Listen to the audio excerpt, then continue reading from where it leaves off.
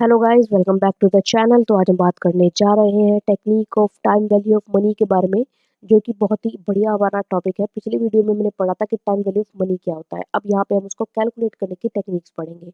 Video को शुरू करने से पहले I am requesting you to please don't forget to subscribe the channel so that you can get all the information time to time as we have started our MCQ session in the community tab.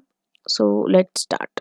तो देखो, सबसे पहले हम introduction देख लेते हैं कि technique जो होते हैं ना टाइम वैल्यू ऑफ मनी की, वो टूल्स होते हैं ताकि आप ये पता लगा पाओ कि आपके जो पैसा है, जो मनी है, उसकी प्रेजेंट वैल्यू क्या है और इंटरेस्ट रेट और टाइम पीरियड के अकॉर्डिंग उसकी फ्यूचर वैल्यू क्या होगी। फॉर एग्जांपल, अगर मैं पता ना लगाना चाहती हूँ कि आज मेरे पास 1 लाख रुपीज़ है, तो इस 1 लाख रुपीज़ की एक साल बाद क्या कीमत होगी based on the interest rate which is like 10% और 20%।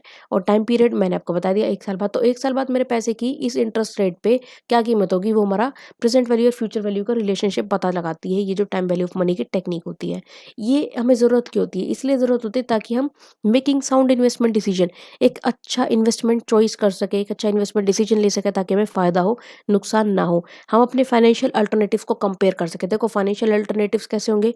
भाई, मेरे पास बहुत सारे ऑप्शन है कि मैं डेट में इन्वेस्ट करूँ, मैं स्टॉक में इन्वेस्ट करूँ, इक्विटी में, ठीक है, या फिर मैं वैसे ही बोरो कर दूँ कहीं पर, किसी को लैंड कर दूँ, ठीक है, या मैं गवर्नमेंट के ट्रेजरी बिल में इन्वेस्ट करूँ।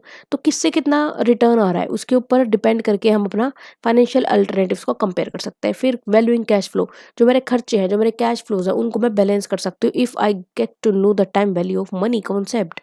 फिर हमारा टॉपिक आता है फ्यूचर वैल्यू टेक्निक।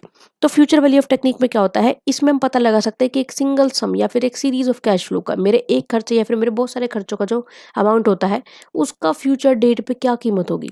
ठीक है, इसका इस्तेमाल क्या होता है, सेविंग में या फिर इन्वेस्टमेंट प्लान में इसका इस्तेमाल होता है। ठीक है, इसका फॉर्मूला होता है future value of money equals to PV, present value multiply by sum of 1 + R, rate of return होता है आर, ठीक है, rate interest rate, power N is number of years.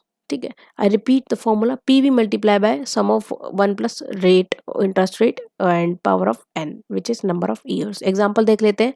हमने 5,000 रुपये इन्वेस्ट करे 8% के इंटरेस्ट रेट पे 3 साल के लिए। तो formula PV present value which is 5,000, तो 1 + आर, 1 + में 8% क्या था, 0.8, तो वो हो गया 1.08 एंड नंबर ऑफ ईयर्स 3 थे, तो जो कि हमारा फ्यूचर वैल्यू आ गया 6,299.20 पैसे।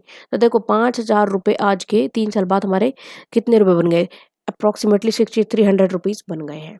अगला हमारा आता है प्रेजेंट वैल्यू टेक्निक। इस टेक्निक में हम ये पता लगाते हैं कि हम करंट वर्थ क्या है हमारे मनी की, to determine the current worth of a future sum of money. यहाँ पर हमारे पास फ्यूचर का अमाउंट है कि इतना रुपए हमें मिलेगा, अब बताओ करंटली उसकी क्या कीमत है। ये इस्तेमाल होता है फ्यूचर इनकम को डिस्काउंट करने के लिए या फिर अपने इन्वेस्टमेंट प्रोजेक्ट की फीजिबिलिटी चेक करने के लिए। फॉर्मूला होता है प्रेजेंट वैल्यू निकालने का, future value divided by 1 + R, rate of interest होता है जो कि power N, number of years. Example देख लेते हैं। 10,000 रुपीज़ हमें 5 साल बाद मिलेंगे और आज इसका इंटरेस्ट रेट है 10%। तो फॉर्मूला फ्यूचर वैल्यू 10,000 रुपीज़ मिलेंगे divided by 1 + R, rate of interest 10 था तो 1.10 एंड नंबर ऑफ ईयर 5 थे, जो कि हमारी फ्यूचर वैल्यू थी, उसके अकॉर्डिंग हमारी करंट वैल्यू आ गई 6,209। तो देखो कितना फर्क पड़ता है। फिर हम आता है सिंपल इंटरेस्ट। सिंपल इंटरेस्ट एक ऐसी टेक्निक होती है, it is calculated as a simple percentage of original payment amount. जो हमारा ओरिजिनल पेमेंट का अमाउंट है, उसको हम सिंपल परसेंटेज में करके हमारा मनी वैल्यू निकाल लेते हैं। फॉर्मूला होता है सिंपल इंटरेस्ट का, PO original principal multiply by I, interest rate per time period multiply by N, number of time periods. ठीक है, जितना आपका ओरिजिनल प्रिंसिपल अमाउंट है उसको आप इंटरेस्ट रेट से और टाइम से मल्टीप्लाई कर दीजिए, आपका जो है सिंपल इंटरेस्ट आ जाएगा। फिर हमारा अगला टॉपिक आता है कंपाउंड इंटरेस्ट।